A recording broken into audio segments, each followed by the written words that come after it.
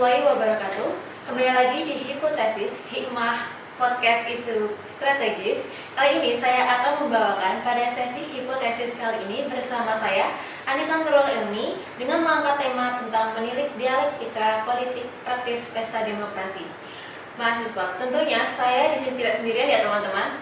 Saya ditemani oleh Fadil Narendra yang merupakan Ketua Bidang Hikmah Ikatan Mahasiswa Muhammadiyah Visipol Universitas Muhammadiyah Yogyakarta. Dan untuk itu saya persilakan untuk menyapa audiens dengan memperkenalkan diri dan mungkin menceritakan sedikit tentang diri kami. Oke, halo kawan-kawan Hipotesis. Perkenalkan, saya Muhammad Fadil Narendra, akrab disapa Fadel. Sekarang ini diamanahi sebagai Ketua Bidang Hikmah Pimpinan Komisariat Ikatan Mahasiswa Muhammadiyah Visipol UMY, yang mana pada bidang ini membahas soal gerakan-gerakan demokrasi, gerakan mahasiswa, serta kebijakan publik. Begitu mungkin.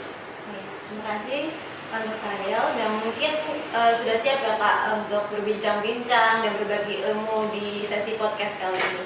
Jadi point of the topic kita itu mengangkat tema. Jadi itu kan sebagaimana ya mahasiswa itu melakukan sebuah gerakan yang dimana anak muda zaman sekarang itu kan bukan makhluk yang apatis ya.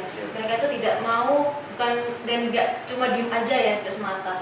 Hal ini tuh udah tercatat dalam sejarah dimulai dari mahasiswa itu sendiri, karena memang sebenarnya moto penggerak apapun itu seperti inisiasi, gerakan perlawanan, concern dari masyarakat biasanya itu dimulai dari mahasiswa. Nah, karena ternyata melihat seperti pesta demokrasi ini, kita yang biasa dinyatakan sebuah awal bagi kita untuk bergerak. Nah, mungkin sebelum kita membahas point of the topic kita pada sesi kali ini, menurut Fadel, apa peran mahasiswa dalam mempengaruhi pembentukan pesta demokrasi? Oke, sebelum jauh ke sana mungkin kita sudah sering dengar ya, demokrasi itu atau mahasiswa itu sebagai apa sih perannya gitu. Kan kalau secara umum seringkali mahasiswa diibaratkan sebagai agen of change, agen perubahan. Nah, sebenarnya secara singkat ya, kalau saya boleh menggambarkan, mahasiswa itu sesuai apa yang dikatakan Paul Baran, yaitu sebagai agen intelektual penggerak, di mana mahasiswa yang biasanya atau sioigainya menerima ilmu pengetahuan di tingkat paling tinggi ya, dari tingkat TK, SD, SMP sampai perguruan tinggi, itu dianggap mempunyai kekuatan dan juga pengetahuan intelektual yang lebih. Nah, harapannya mahasiswa bisa memberikan gagasan-gagasan terbaiknya, bukan hanya soal menyelesaikan persoalan, tapi juga melahirkan ide dan gagasan. Nah, ini yang diharapkan dari peran mahasiswa secara dasarnya dulu, begitu. Terlepas dari peran mahasiswa itu tadi ya, dari kakak ceritakan tadi, itu bagaimana sih tanggapan dari Fadil itu sendiri terkait pesta demokrasi yang terjadi pada anak muda saat ini, terutama yang di mahasiswa yang kampus gitu? Oke, baik. Kalau melihat pesta demokrasi di kampus ya, khususnya di UMY, kalau mau dispesifikasi lagi ya, di Visipol UMY itu sangat pluralisme sih.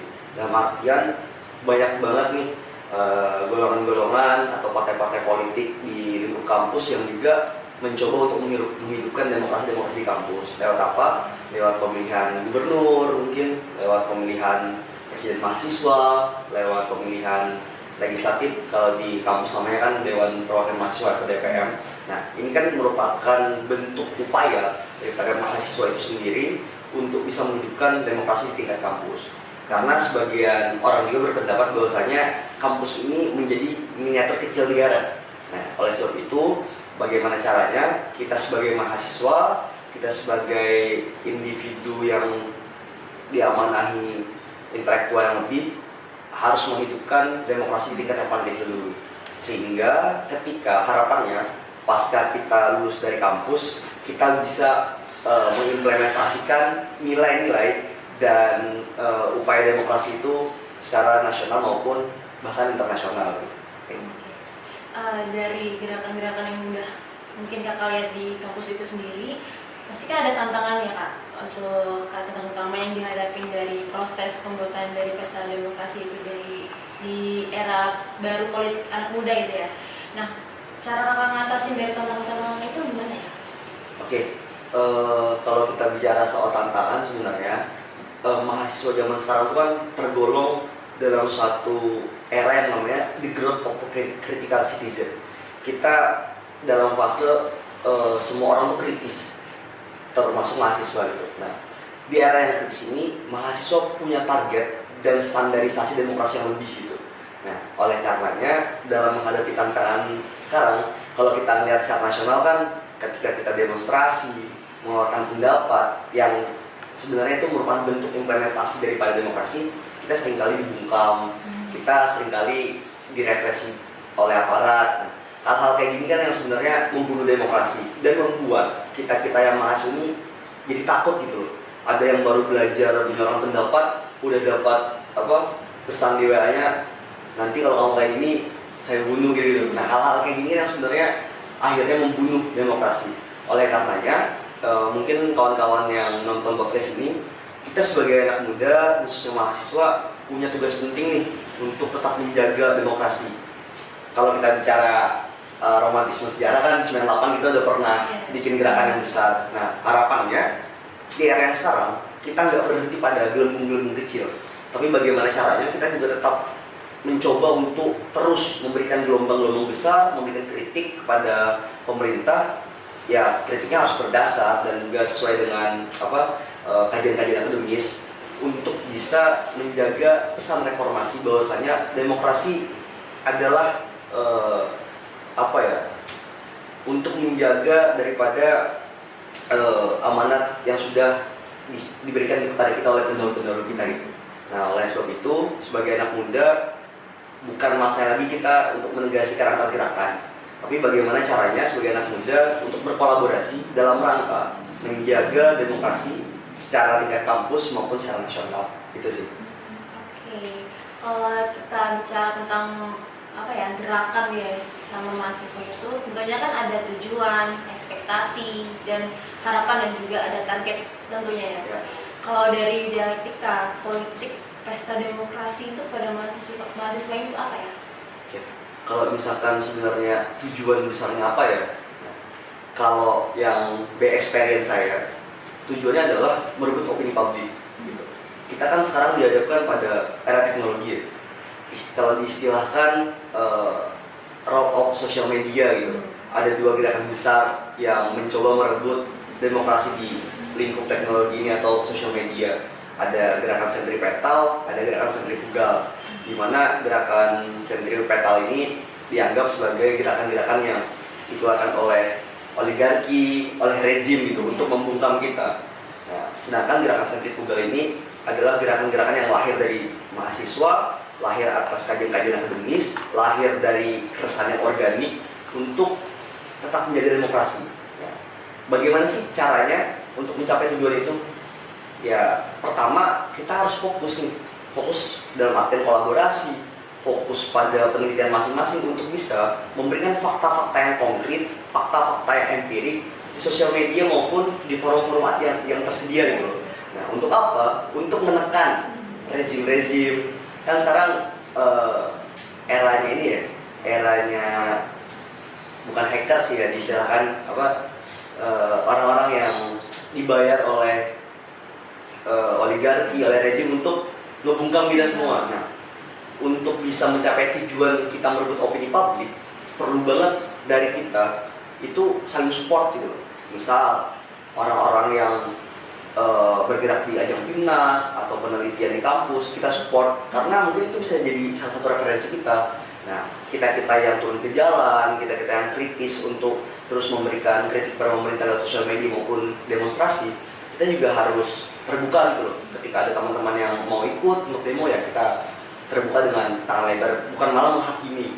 Nah, ketika kita sudah bisa bergerak atau berperan di bidang masing-masing, harapannya dengan cara apapun kita bisa mencapai tujuan bersama gitu loh, yaitu menjadi demokrasi. Nah, kemudian berbicara untuk demokrasi di tingkat kampus, sebenarnya pemilu di kampus ini kan dilaksanakan setiap tahun sekali ya, dan ini juga didukung oleh kampus sebagai sarana kedaulatan mahasiswa untuk bisa mengeluarkan gagasannya, kemudian menunjukkan perannya gitu. Nah harapannya kawan-kawan mahasiswa yang ada di kampus yang memang punya keberanian, punya gagasan, ide maupun resolusi terhadap kondisi sekarang itu bisa mencoba untuk maju gitu loh. Entah nanti maju sebagai gubernur, presma, calon DPM atau di organisasi internal kampus itu bisa aktif gitu. Untuk apa? Untuk bisa mencapai makna demokrasi yang sebenarnya lewat berbagai wadah, nggak hanya di satu wadah gitu loh. Hal ini kan yang seringkali menjadi konflik horizontal untuk memperebutkan satu atau dua posisi gitu. Padahal masih banyak posisi-posisi yang bisa kita perjuangkan dan upaya yang sama, yaitu menjaga dan menciptakan demokrasi yang sebenarnya di tingkat kampus. Oke. Seperti kayak melihat strategi kayak dengan cara mengajak teman-teman mahasiswanya itu untuk menyuarakan ya aspirasi-aspirasi yang sama. Nah, apa sih tanggapan dari Fadil sendiri terkait aspirasi yang sempat mendapat seperti membungkam kayak intimidasi seperti itu dalam proses demokrasi yang terjadi saat ini? Oke.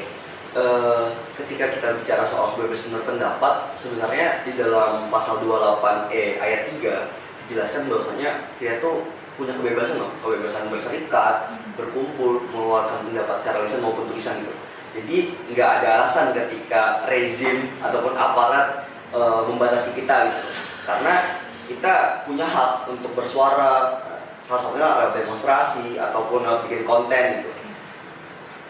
Walaupun pada pelaksanaannya dan juga praktiknya kita masih sering ya tiba-tiba ditelepon Intel gitu, tiba-tiba kita dihack di Instagram, di WA, itu ada hal biasa. Tapi yang perlu jadi catatan dan digarisbawahi adalah apapun kekuatan ataupun kelompok yang coba menghalangi mahasiswa hari ini ya harus dilawan. Kenapa? Karena kita harus menjadi intermediary aktor penghubung.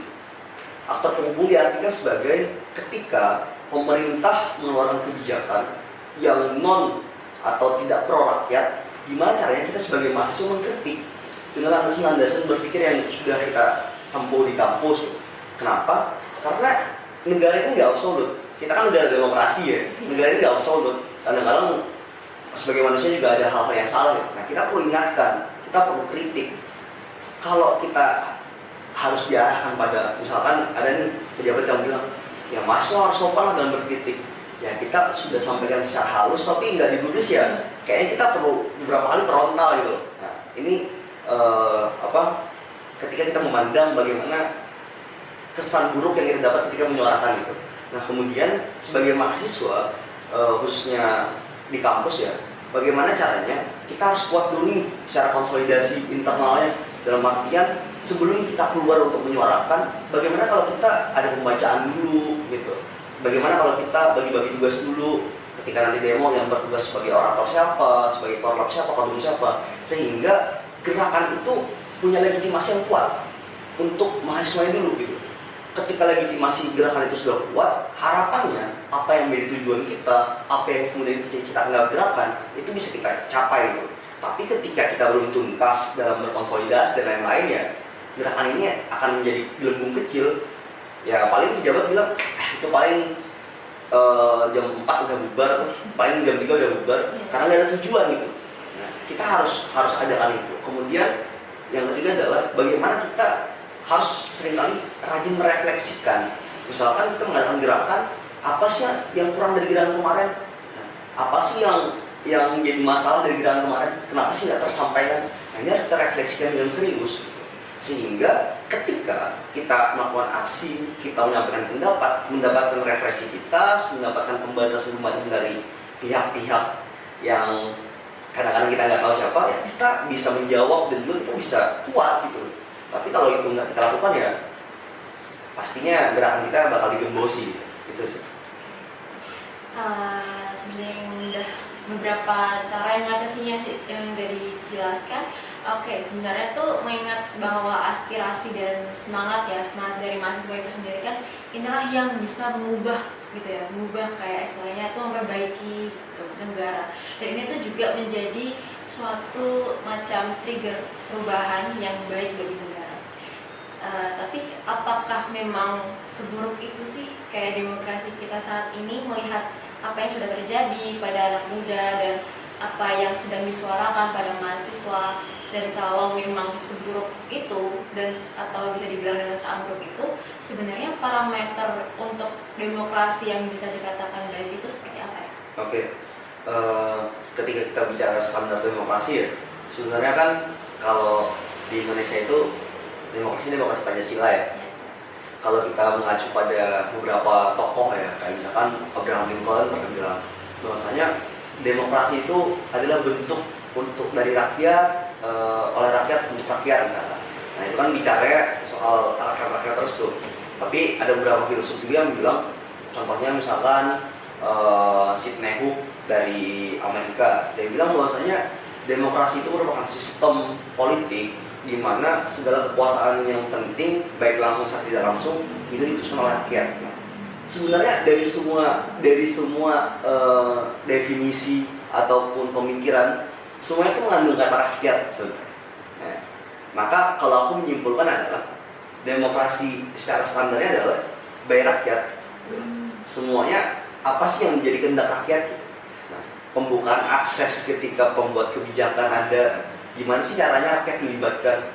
Kalau kita bicara soal parameter demokrasi Indonesia sekarang kan, saya rasa penonton udah tahu lah. Kita habis pemilu, gimana memandang banyaknya hal-hal yang kadang-kadang di luar nalar ya, kita anggap di luar nalar, dari putusan MK, kemudian sengketa, bansos yang diarahkan ke salah satu paslon. Ini kan bentuk daripada pembatasan demokrasi ya. Nah ini kan menunjukkan bahwasanya sebenarnya kita lagi nggak baik-baik aja loh. Demokrasi kita nih lagi di ujung jurang loh. Walaupun ada sebagian pihak yang bilang, nah buktinya kalian masih boleh bersuara, buktinya kalian boleh demo. Demokrasi itu bukan bicara soal boleh atau enggaknya, tapi apakah aspirasi, apakah suara dari rakyat itu didengar apa enggak gitu loh.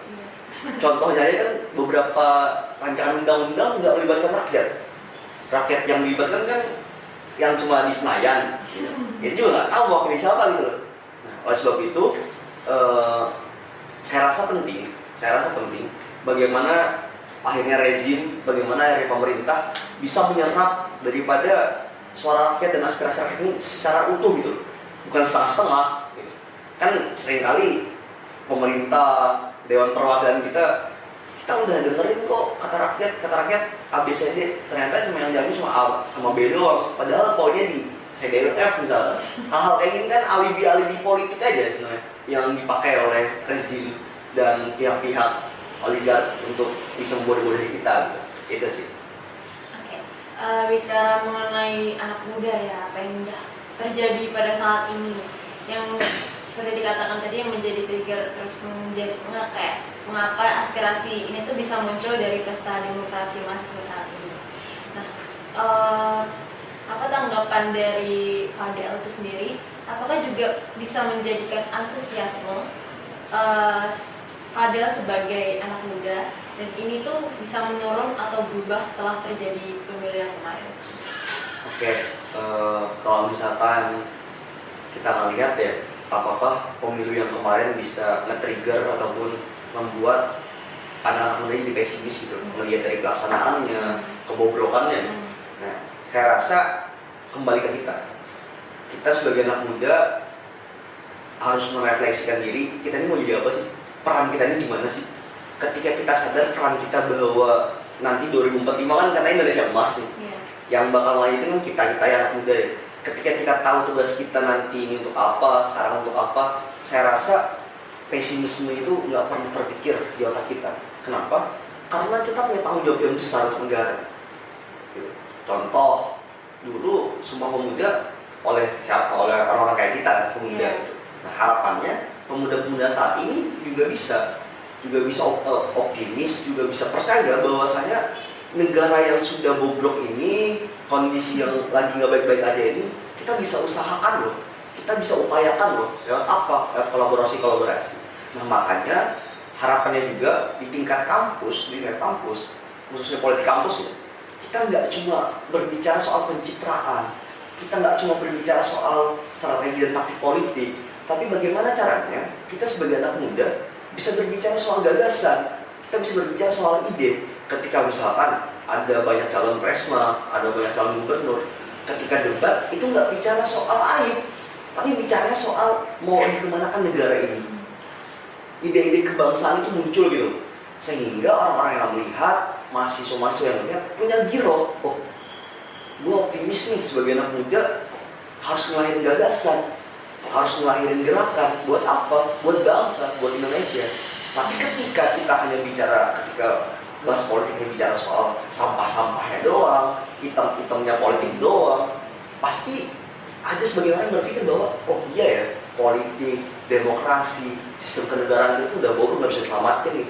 Anggapannya ya ketika ada tikus yang nyemplung ke got kan pasti keluarnya hitam. Nah, hal-hal kayak gini, mindset yang kayak gini, perspektif yang kayak gini yang coba kita rubah. Bahwasanya sistem politik, sistem demokrasi di negara kita perlu adanya checks and balance dari mahasiswa dan pemuda. Untuk apa? Untuk terus menjaga dan juga meluruskan niat demokrasi kita secara penuh gitu. Jadi nggak setengah-setengah. Tiba-tiba ada perubahan yang kita nggak tahu, tiba-tiba ada rencana undang-undang yang kita nggak tahu gitu. Ya alasan mereka untuk rakyat, padahal kita nggak ngerasa diwakili gitu. Itu sih. Oke. Kalau kita bicara mengenai kayak teknologi ya, seperti tadi disenggol sama Pak Dio itu sendiri, kan orang zaman sekarang nih, apalagi anak muda, banyak banget yang termakan info yang seperti hoax ya, gitu ya. Nah itu tuh gimana sih cara mereka bisa membedakannya gitu dari sisi anak muda itu sendiri dan politik? Oke, sebagai anak muda kan, apalagi Gen Z ya, apa-apa YouTube, apa-apa TikTok, apa-apa Instagram. Tiap hari bangun tidur buka Instagram kan. Ya, sebelum tidur ditemenin TikTok atau YouTube ya. Pasti kan udah nggak asing ya sama teknologi. Nah, tapi memang sulit banget nih membedain yang mana hoax, yang mana enggak. Nah, makanya tadi di awal saya sampaikan bahwasanya kita ini lagi tempur, lagi bersaing nih sama kekuatan rezim lewat sosial media. Kita tuh lagi di fase elasticity of reality menurut saya. Ada ya ibaratnya karet ditarik dua kekuatan gitu. Di sini rakyat, di sini oligarki gitu. Yeah. Nah, gimana sih caranya? Pertama biar kita bisa mengantisipasi waktu dulu. Kita sebagai anak muda, sebagai mahasiswa yang tiap hari sama handphone, sama laptop dan lain-lain, ayo dong bikin tulisan yang memuat fakta-fakta, yang memuat bukti-bukti, yang memuat realitas yang kita temuin. Contoh, kalau misalkan hari ini rezim bilang demokrasi kita tuh udah keren banget, demokrasi kita tuh udah bagus banget, sesuai Pancasila, keadilan sosial bagi seluruh rakyat Indonesia kan. Ya, kita liatin aja realitasnya. Nggak usah jauh-jauh deh. Podcast ini kan juga di Jogja nih. Yeah. Coba dong malam-malam lewat Malioboro, masih banyak kok tukang becak yang nggak makan, yang masih nggak punya pekerjaan yang layak. Inikah yang dimaknai sebagai demokrasi kita sudah? Contoh kemarin kasus Mbak Fathia sama Bang Haris dipidana atas kebebasan berpendapat beliau. Ini kan bentuk pembatasan daripada demokrasi. Salah satu aktivis Karimun Jawa, Mas Daniel Tangkilisan, ditangkap gara-gara memperjuangkan soal isu Karimun Jawa yang mau hancur akibat pembangunan yang bukan pro rakyat. Nah, ini kan bentuk-bentuk daripada kriminalisasi yang jauh dari kata demokrasi kan. Makanya gimana caranya kita sebagai anak muda bisa terus memberikan fakta-fakta untuk menangkal, untuk menenggelamkan artikel-artikel hoax, berita-berita hoax, apalagi berita Facebook yang masuk ke grup keluarga loh. Itu yang paling sulit ditampung loh. Tiba-tiba Imam Mahdi turun di Jogja misalkan kan. Yang pertama. Terus yang kedua, sebagai anak muda penting bagi kita nge-share fakta-fakta menarik, fakta-fakta empirik, berita-berita yang penuh dengan kajian-kajian akademis. Kenapa? Bukan kita mau merasa paling aktivis ya, karena kan ada satu idiom yang dibilang collectivism. Orang merasa aktivis ketika udah nge-share poster gerakan. Nah, kita bukan arahnya di situ. Tapi gimana caranya? Semakin masif postingan yang memuat fakta, semakin banyak orang tahu ini loh yang sebenarnya, ini loh yang betul-betul sebenarnya kejadiannya gitu. Nah, itu yang harus kita lakukan. Tapi kan yang kita lihat sekarang, anak-anak muda itu hanya bergerak ketika berita itu viral. Iya, viral. Gampang banget ya Iya. teknologi. Makanya kan ada teori yang bilang kita tuh juga masuk di fase viral based movement sama viral oriented movement. Kita bergerak ketika isu itu viral. Contoh 2019 reformasi di korupsi tuh, semua orang posting tuh reformasi di korupsi. Tapi kayak misalkan Kamisan yang konsisten setiap hari Kamis, itu jarang kita bantu tuh masifkan. Padahal hal kayak gitu yang coba kita untuk terus gaungkan, terus masifkan, biar apa? Biar orang tahu loh, gitu, bahwasanya ada setiap isu yang diangkat. Nah, maksudku sebagai anak muda kita harus apa ya? Jangan cuma bergerak ketika ramai doang. Jangan cuma bergerak ketika wah kayaknya teman gue ikut juga nih, bisa bikin SG nih. Enggak. Tapi kembali kepada hal yang substansial. Bahwasanya ada hal yang kita perjuangkan, ada hal yang kita upayakan, ada hal yang kita usahakan. Mungkin bukan buat kita saat ini, tapi buat anak cucu kita nanti. Itu. Oke.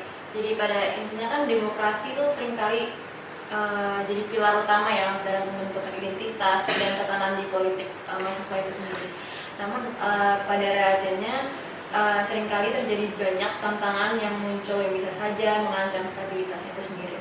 Nah, maka dari itu cerminan dari kompleks politik di lingkungan kampus ini kan dalam menjalankan demokrasi serta berupaya untuk mencapai persatuan, kayak keadilan dan kemajuan di dalam komunitas kampus.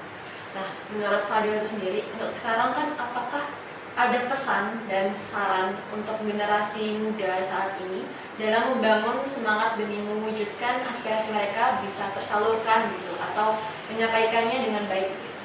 Oke, mungkin bukan cuma buat saya kan juga anak muda nih, mungkin bisa buat saya juga ya untuk tetap konsisten menyuarakan hal yang menyangkut demokrasi. Pertama, ayolah kita hentikan semua konflik horizontal antar gerakan. Kita berhenti berdebat hal-hal yang kurang substansial. Saatnya kita mulai berbicara soal gagasan Indonesia ke depan. Saatnya kita berbicara soal harapan-harapan kita yang tidak hanya berhenti pada wacana, tapi juga menuju aksi nyata. Kemudian, ayolah kita belajar untuk berekonsiliasi. Ketika memang ada problem, ketika memang ada masalah di lingkup kampus maupun secara nasional, coba kita rekonsiliasikan. Untuk apa? Untuk menyatukan pandangan kita, untuk menyatukan harapan kita, untuk menyatukan cita-cita kita demi terwujudnya Indonesia Emas 2045. Selain itu, kawan-kawan sekalian, jangan berhenti untuk terus menyuarakan kebenaran. Jangan berhenti untuk terus turun ke jalan. Jangan berhenti untuk terus berperan dalam segala aspek keberdampakan, karena masih banyak orang yang kelaparan, masih banyak orang yang diculik karena bersuara nyaring, masih banyak juga orang yang mati di jalan akibat menyuarakan keadilan.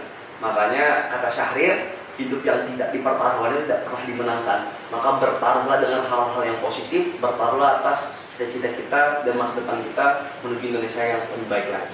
Ya, betul banget. Jadi tentu saja ya aspirasinya itu sama begitu, niat Indonesia itu dibentuk dari aspirasi dan juga gerakan anak muda itu sendiri. Nah, mahasiswa kan khususnya kaum intelektual ya, dan tentunya itu juga seharusnya ini menjadi pertimbangan kayak terbesar bagi pemerintah maupun elit-elit kayak politik saat ini tuh untuk memajukan dan memperbaiki apa yang dirusak, apa yang sudah rusak di demokrasi saat ini. Jadi cukup sekian untuk episode podcast kali ini, dan semoga menjadi jembatan dan meningkatkan kesadaran maupun semangat lah ya untuk anak muda terkait isu-isu kali ini. Jangan lupa like, komen, dan subscribe. Wassalamualaikum warahmatullahi wabarakatuh. Waalaikumsalam.